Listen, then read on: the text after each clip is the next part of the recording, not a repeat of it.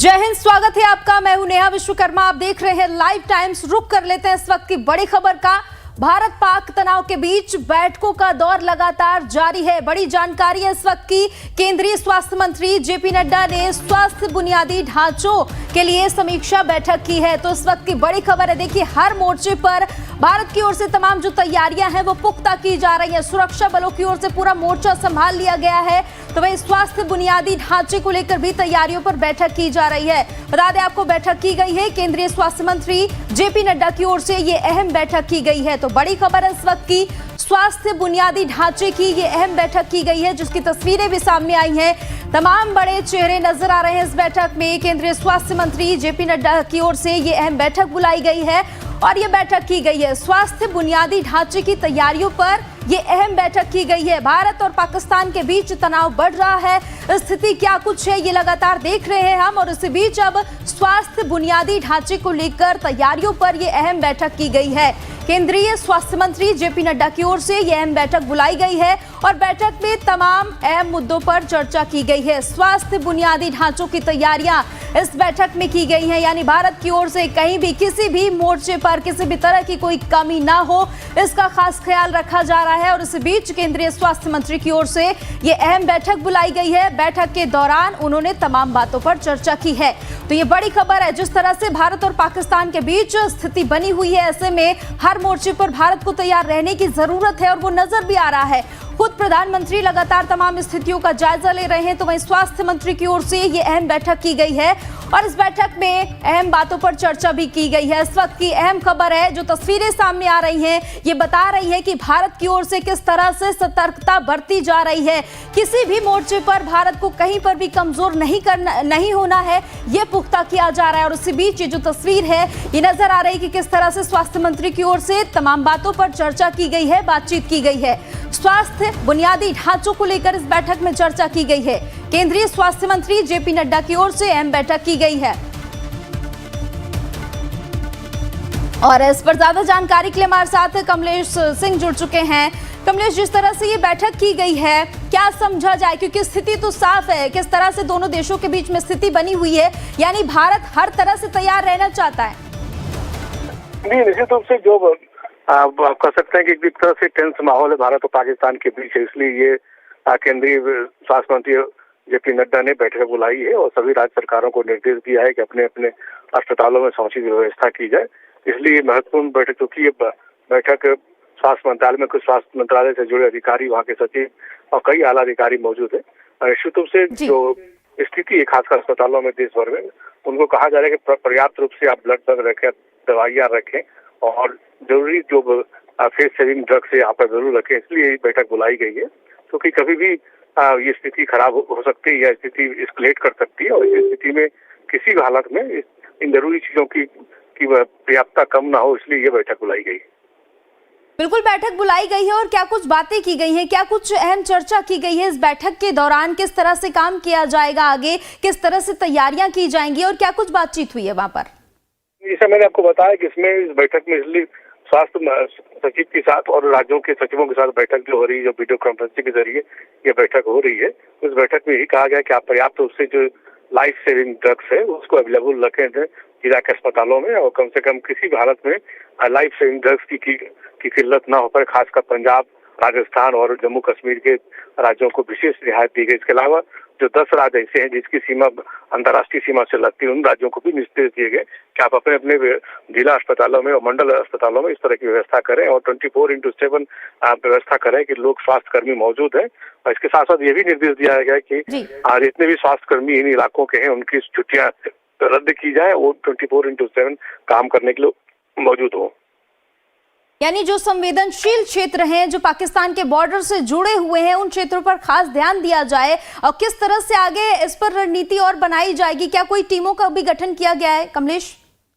अभी बैठक चली रही है, अभी देखा जानकारी नहीं मिल पाई कि कोई टास्क फोर्स बनी है या कोई कोऑर्डिनेशन कमेटी बनाई गई है, लेकिन अभी तक जो जानकारी मिली है कि जिस उद्देश्य के लिए बैठक बुलाई गई उसके लिए लगभग इसी मुद्दे पर चर्चा हो रही है। हो सकता है कि बैठक के बाद कोई निर्देश भी स्वास्थ्य मंत्रालय की ओर से सभी राज्य सरकारों को और यहाँ का जिला अस्पतालों को, इसके अलावा जो इम्पोर्टेंट अस्पतालों को जारी कर दिया जाए, लेकिन फिलहाल अभी बैठक जारी है। बैठक जारी है, इसी के साथ इस बैठक में और क्या कुछ चर्चा हो सकती है? आपकी संभावनाएं क्या कह रही हैं? क्योंकि आप तमाम मुद्दे पर लगातार नजर बनाए हुए हैं, बारीकी से देख रहे हैं और खुद स्वास्थ्य मंत्री भी बैठक में मौजूद हैं। तो कमलेश से संपर्क टूट चुका है, लेकिन अहम जानकारी है कि स्वास्थ्य मंत्री की ओर से बैठक ली गई है और तमाम जो बुनियादी ढांचे हैं स्वास्थ्य से जुड़े हुए उन पर चर्चा भी हो रही है। बहुत बहुत शुक्रिया कमलेश आपका तमाम जानकारी के लिए। रुक करते हैं अगली खबर का। मोहन भागवत ने सरकार और सेना को बधाई दी है। बड़ी खबर इस वक्त की बता दें आपको कि ऑपरेशन सिंदूर के लिए आरएसएस प्रमुख की ओर से बधाई दी गई है। कार्रवाई से पूरे देश का स्वाभिमान और साहस बढ़ा है, तो ये अहम बात कही गई है। पूरा देश तन मन और धन से सरकार के साथ है। पहलगाम की कायरपूर्ण आतंकवादी घटना के बाद से पाक प्रायोजित आतंकवादियों और उनके समर्थक तंत्र के विरुद्ध की जा रही निर्णायक कार्रवाई ऑपरेशन सिंदूर के लिए भारत सरकार के नेतृत्व और सशस्त्र बलों को हार्दिक बधाई। तो लगातार सुरक्षा बलों का जो मनोबल है वो भी बढ़ाने की कोशिश की जा रही है।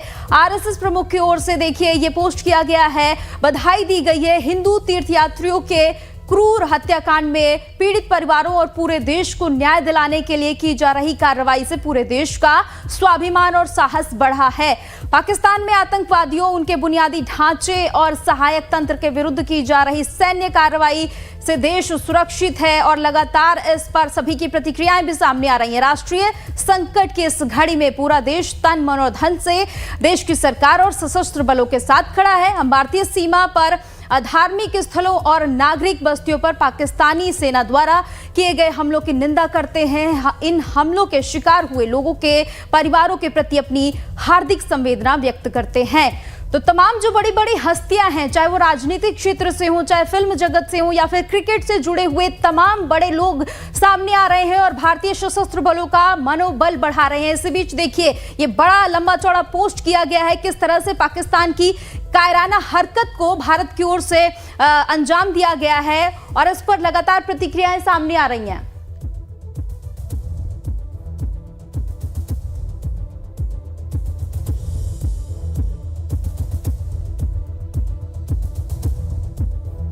और चलिए अब आपको तस्वीर दिखाते हैं जहां पर मनोज सिन्हा जम्मू कश्मीर के उरी पहुंचे और वहां पर स्थिति का जायजा ले रहे हैं। लगातार ऐसी तस्वीरें सामने आ रही हैं जहां पर भारत की ओर से कार्रवाई भी की जा रही है, स्थितियों का जायजा भी लिया जा रहा है क्योंकि जो स्थिति बनी हुई है, तमाम लोग घायल हुए हैं, कई लोगों की मौत की खबर भी सामने आई है। इस बीच मनोज सिन्हा देखिए पहुंचे हैं एलजी और वो तमाम जो स्थिति है उसका जायजा लेते हुए नजर आ रहे हैं। ये तस्वीर आप देखिए जो सामने आई है, देखा गया किस तरह से जम्मू कश्मीर के सीएम भी तमाम स्थितियों का निरीक्षण करने पहुंचे, जायजा लेने पहुंचे और ये तस्वीरें सामने आई हैं जहां पर मनोज सिन्हा भी स्थिति का जायजा लेने के लिए पहुंचे हैं। उनके साथ तमाम सुरक्षा कर्मी भी मौजूद हैं। तो जम्मू कश्मीर में जिस तरह के हालात बने हुए हैं, पाकिस्तान की ओर से लगातार फायरिंग की जा रही है, इसमें स्थानीय जो लोग हैं वो काफी ज्यादा परेशान हैं, लेकिन किस तरह से इसका निपटारा करना है, किस तरह से लोगों को सुरक्षित बाहर निकालना है, भारतीय सुरक्षा कर्मियों की ओर से लगातार ये तमाम बातें पुख्ता की जा रही हैं। इस बीच अब रुक करते हैं अगली बड़ी खबर का।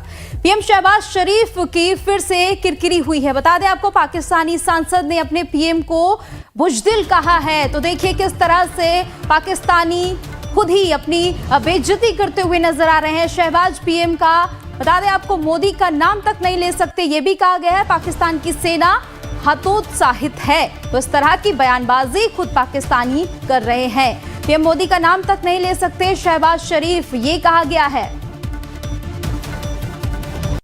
इनका पता नहीं कौन सा कायद, वो इंडिया के इन मामलात के ऊपर एक स्टेटमेंट नहीं आई।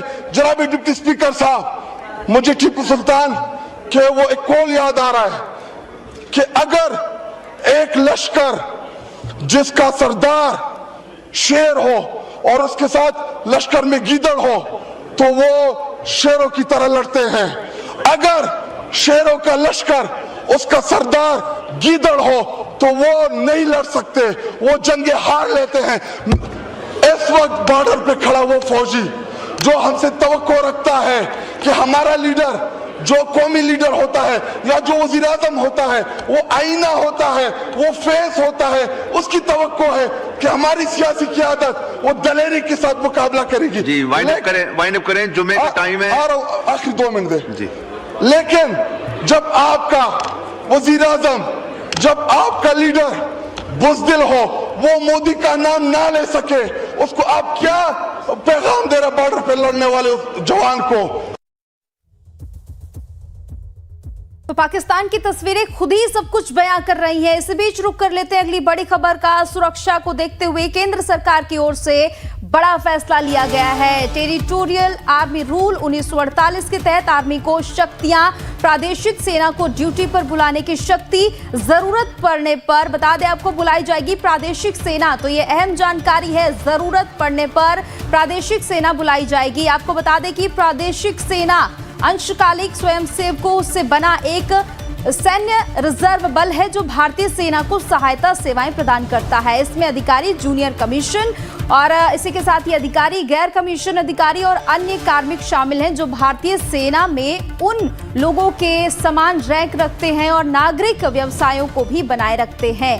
तो यह अहम जानकारी है। भारत सरकार की ओर से तमाम कड़े फैसले लिए जा रहे हैं। इसी के साथ ही किस तरह से सतर्कता बरतनी है, ये तमाम जो बातें हैं, तमाम जो पहलू हैं, उन पर भी ध्यान दिया जा रहा है। और देखिए, भारत सरकार की ओर से एक और ये बड़ा फैसला ले लिया गया है। जरूरत पड़ने पर प्रादेशिक सेना बुलाई जाएगी। सुरक्षा को देखते हुए केंद्र सरकार की ओर से ये अहम फैसला लिया गया है और जरूरत पड़ने पर कह रहे हैं कि प्रादेशिक सेना बुलाई जाएगी।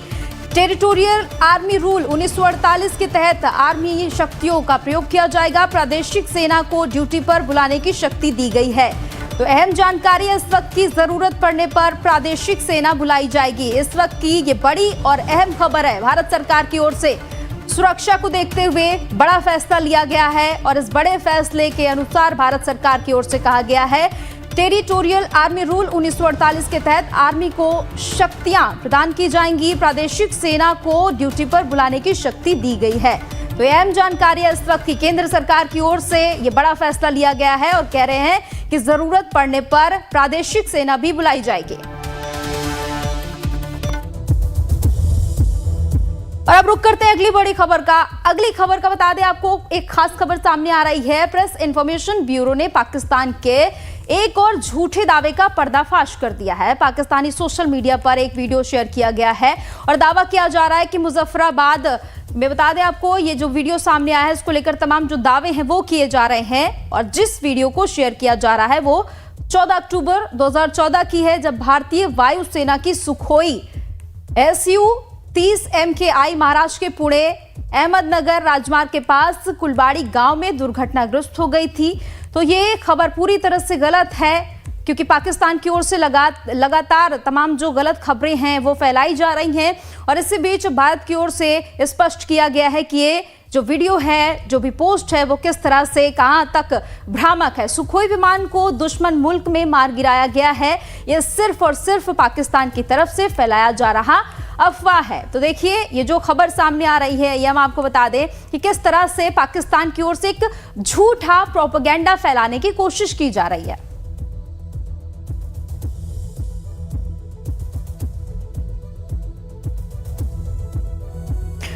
इंडिया पाकिस्तान में बढ़ रहे तनाव के बीच दिल्ली के ऐतिहासिक जगहों की सुरक्षा बढ़ा दी गई है। दिल्ली के इंडिया गेट की भी सुरक्षा बढ़ाई गई है।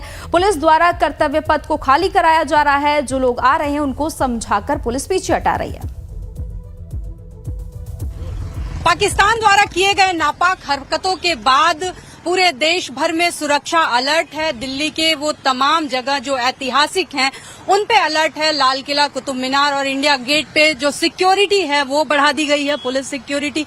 और जो लोग हैं यहाँ, कल रात में भी लोगों को खाली करा दिया गया था इंडिया गेट को। जब पाकिस्तान की तरफ से ड्रोन आने शुरू हुए थे उसके बाद लोगों को यहाँ से खाली करा दिया गया था। इस वक्त भी सिक्योरिटी के मद्देनजर जो लोग इधर उधर बाहर की तरफ घूम रहे हैं उनको पुलिस लगातार हटा रही है।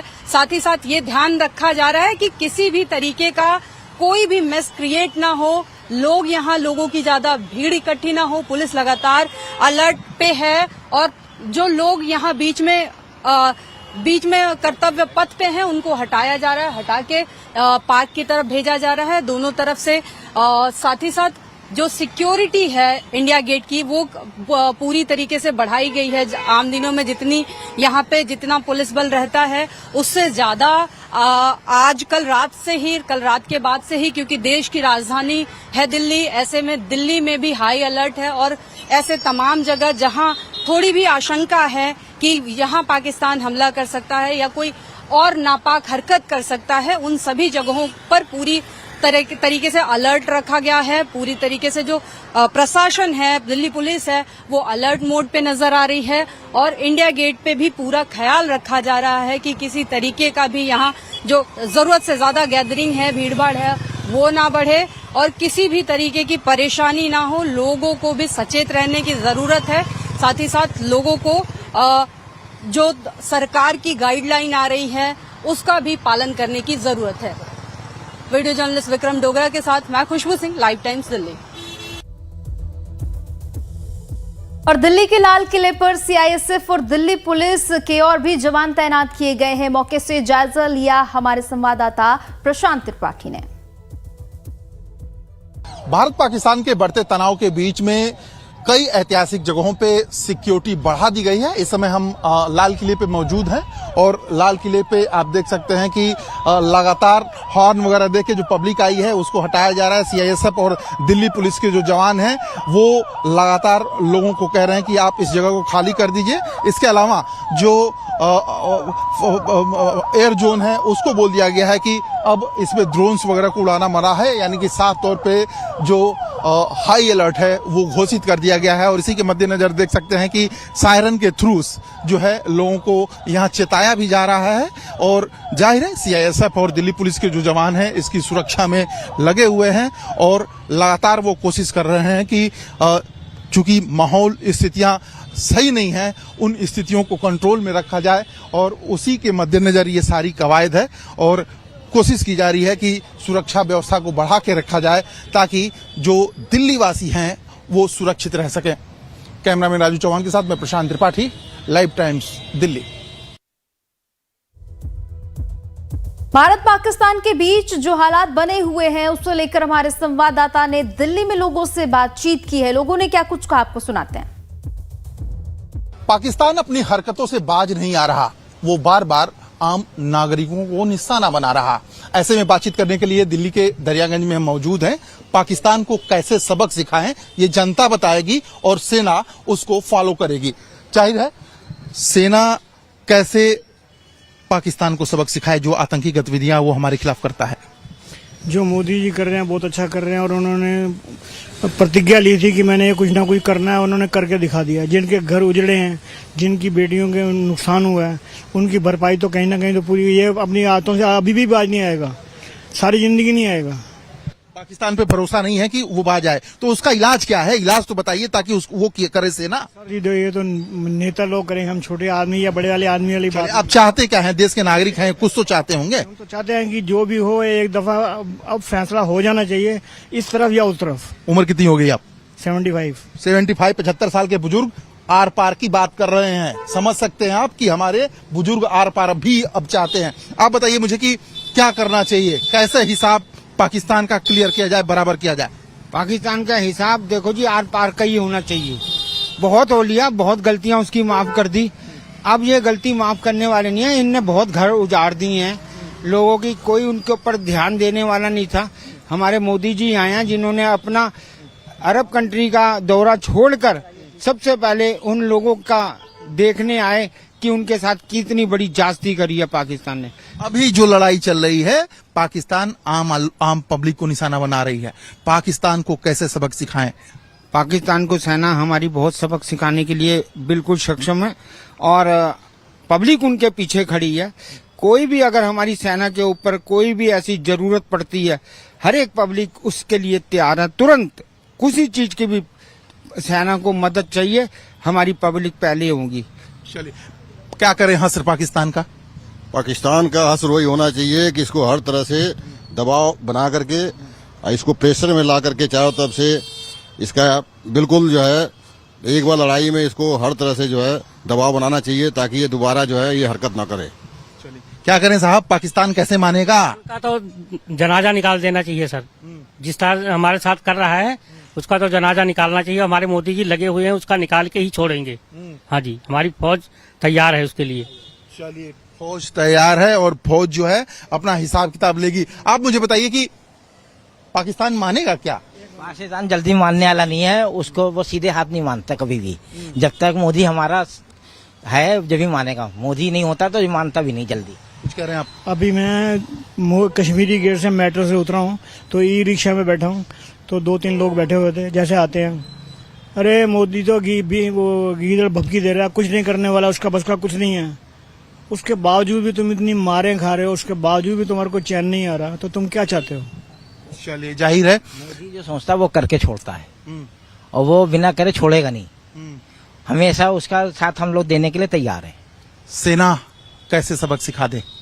सेना इस बार आर पार की लड़ाई है। सेना पूरी तरह से इनको निस्ताबनूर करके छोड़ेगी और हर तरह से इनको परास्त करके छोड़ेगी। वो मान नहीं रहे हैं, हम पे हथियार छोड़ रहे हैं। हथियार छोड़ रहे हैं तो उसका परिणाम उनको भुगतना पड़ेगा, वो भुगतेंगे। हाँ, अगर वो गलत करेंगे तो हम लोग उनको छोड़ेंगे नहीं। गलत करेंगे छोड़ेंगे नहीं। फाइनल क्या बोलें? क्या सेना कर दे ऐसा कि अब वो शांत हो जाए? हमारी तीनों सेना जो है बहुत ताकतवर है, और पूरी दुनिया को दिखा देगी कि पाकिस्तान था भी या नहीं, और उसको ऐसा कंगाल बना देगी कि उसके दाने दाने से मोहताज हो जाएगा। देखते रहना। चलिए, पाकिस्तान को दाने दाने का मोहताज कर दिया जाएगा और सेना ऐसा हस्र करेगी कि पाकिस्तान ताउम्र याद रखे। यही पब्लिक चाहती है। कैमरामैन राजू चौहान के साथ मैं प्रशांत त्रिपाठी, लाइव टाइम्स, दिल्ली। और पहलगाम में हुई आतंकी वारदात के बाद भारत ने आतंकियों पर ऑपरेशन सिंदूर के तहत अटैक किया, तो पाकिस्तान ने इसे अपने ऊपर ले लिया और वो लगातार भारत पर हमले कर रहा है, जिसका जवाब हमारी सेनाएं माकूल तरीके से दे रही हैं। ऐसे में हमारी सेनाओं के साहस को बढ़ाने के लिए इसके साथ ही पहलगाम आतंकी हमले में मारे गए शहीदों के लिए मनकामेश्वर मंदिर में हवन पूजन का आयोजन किया गया। महंत दिव्या गिरी ने हवन पूजन करते हुए ऑपरेशन सिंदूर की सफलता की कामना की और मरने वाले लोगों के प्रति अपनी शोक संवेदना जताई। उन्होंने कहा कि अब समय आ गया है कि पाकिस्तान को मुंहतोड़ जवाब दिया जाए और उसकी तरफ से जो कायराना हमले किए जा रहे हैं उसके खिलाफ और बड़े सख्त ऑपरेशन चलाए जाएं। देखिए ग्राउंड से हमारे संवाददाता धीरज त्रिपाठी की रिपोर्ट। वारदात के बाद भारतीय सेना ने जवाबी कार्रवाई करते हुए पाकिस्तान के तमाम आतंकवादी संगठनों के खिलाफ ताबड़तोड़ कार्रवाई की और आतंकी संगठनों के जो ठिकाने थे उन्हें नेस्त नाबूद कर दिया। इस आतंकवादियों पर हुई कार्रवाई से पाकिस्तान डर गया और गीदड़ भपकी देते हुए उसने जो भारतीय सेना के ऊपर भी कार्रवाई करने की कोशिश की, तमाम सारे ड्रोन हमले करने की कोशिश की, जिसे भारतीय सेना ने उन्हें नाकाम कर दिया। ऑपरेशन सिंदूर की सफलता को लेकर राजधानी लखनऊ के प्रसिद्ध मनकामेश्वर मंदिर में जो महंत दिव्या गिरी हैं वो हवन पूजन करती हुई आपको नजर आएंगे कि ऑपरेशन सिंदूर जो चल रहा है, पाकिस्तान की तरफ से जो कायराना हरकत की जा रही है, जो भारत पर तमाम शहरों में हमले किए जा रहे हैं ड्रोन के माध्यम से, हालांकि भारतीय सेना मुंहतोड़ जवाब देते हुए पाकिस्तान के खिलाफ कार्रवाई कर रही है। उस पूरे ऑपरेशन की सफलता को लेकर और जो कुछ सिविलियन या कुछ अन्य जो जवान शहीद हुए हैं उनको श्रद्धांजलि देने के लिए यहाँ पर मनकामेश्वर मंदिर में पूजा अर्चना की जा रही है, हवन की जा रही है। तमाम सारे जो लोग हैं यहाँ की जो महंत दिव्या गिरी हैं वो पूजा अर्चना करते हुए नजर आ रहे हैं और यहाँ पर आपको दिखाएंगे कि भारत का नक्शा बनाया गया है, वंदे मातरम पुष्पों के माध्यम से लिखा गया है, जय हिंद लिखा गया है और ऑपरेशन सिंदूर की सफलता को लेकर यहाँ पर हवन पूजन की जा रही है, जिससे जो ऑपरेशन सिंदूर है पाकिस्तान के जो कायराना हमले करने की कोशिश की जा रही है, जिसे भारतीय सेना के जाबान सिपाही और तमाम सारे जो मिसाइलों के माध्यम से उन्हें नाकाम किया जा रहा है, उस पूरे ऑपरेशन को किस प्रकार से सफल किया जाना है उसको लेकर यहाँ पर हवन पूजन की जा रही है। और यहाँ की जो महंत दिव्या गिरी हैं उनसे भी बात करके जानने की कोशिश करेंगे कि मैडम वो किस प्रकार से भारतीय सेना का जो ऑपरेशन चल रहा है ऑपरेशन सिंदूर, उसको लेकर आप लोग पूजा अर्चना कर रही हैं, क्या कुछ कहेंगी आप? जी, जो 22 अप्रैल को घटना हुई पहलगाम में, जो जवाब सरकार ने दिया है भारत सरकार बहुत सराहनीय है और मुझे लगता है जो हमारे 5 जवान शहीद हुए हैं उनकी तो आज श्रद्धांजलि हम लोगों ने रखी है और भोलेनाथ महादेव से यही प्रार्थना है इस हवन के द्वारा कि सफलता तो अवश्य मिले हमें और भारत से पाकिस्तान बिल्कुल मुक्त हो जाए, आतंकवाद से बिल्कुल मुक्त हो, परंतु हमारे जवान सुरक्षित रहें, उनको किसी प्रकार का कोई नुकसान ना हो और वो आराम से अच्छे से अदम्य साहस से अपनी जंग को लड़ें। भारतीय सेना की तरफ जो कार्रवाई की गई थी पहलगाम आतंकी घटना के विरोध में, तो आतंकवादियों पर कार्रवाई की गई थी, लेकिन अब पाकिस्तान की तरफ से भारत के कई शहरों को टारगेट किया जा रहा है, ड्रोन हमले किए जा रहे हैं। हालांकि भारतीय सेना ने मुंहतोड़ जवाब दिया और उन्हें नाकाम करने की कोशिश की, लेकिन पाकिस्तान की तरफ से लगातार कायराना हमले किए जा रहे हैं। क्या कहेंगी? अब समय आ गया है, क्योंकि अभी तक तो शांतिपूर्ण ढंग से ही जवाब दिया जा रहा था, परंतु अब समय आ गया है कि हम भारत से पाकिस्तान को मुक्त करें। ठीक है, तो ये थी महंत दिव्या गिरीश, जिन्होंने बताया कि पाकिस्तान के खिलाफ अब और कठोर कार्रवाई की जरूरत है और जो शहीद हुए हैं या जो अन्य ऑपरेशन सिंदूर चलाया जा रहा है उसकी सफलता को लेकर यहाँ राजधानी लखनऊ के प्रसिद्ध शिव मंदिर मनकामेश्वर मंदिर में पूजा अर्चना की जा रही है। वीडियो जर्नलिस्ट सुंदरम केसरी के साथ Dhiraj Tripathi, Live Times Lucknow. Live Times पर खबरों का सिलसिला लगातार जारी है। देश और दुनिया